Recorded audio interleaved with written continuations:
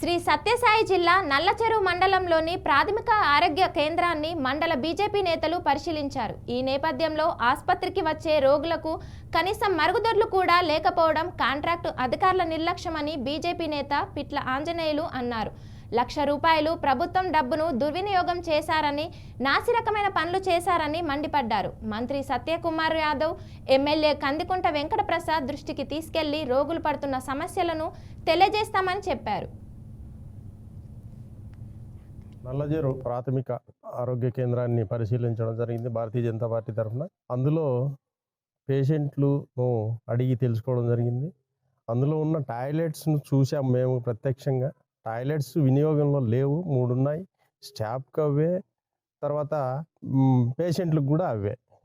ఆ 3 కూడా పని చేయడం లేదు సరిగ్గా.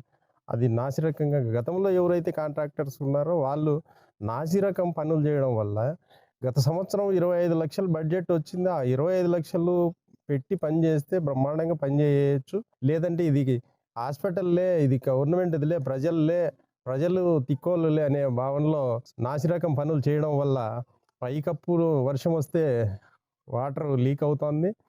రెండోది టాయిలెట్స్ కూడా సరిగ్గా పని చేయడం లేదు. అయితే ఇక్కడున్న సమస్యల మీద ఎమ్మెల్యే దృష్టికి కానీ, మంత్రి గారి దృష్టికి కానీ తీసుకెళ్ళి మేము ఆ సమస్యలు పరిష్కారం చేసే దిశగా మేము ముందుకెళ్తామని ఈ సందర్భంగా తెలియజేస్తున్నాం. ఈరోజు నల్లజేరు ప్రాథమిక ఆరోగ్య కేంద్రాన్ని పరిశీలించడం జరిగింది భారతీయ జనతా పార్టీ తరఫున.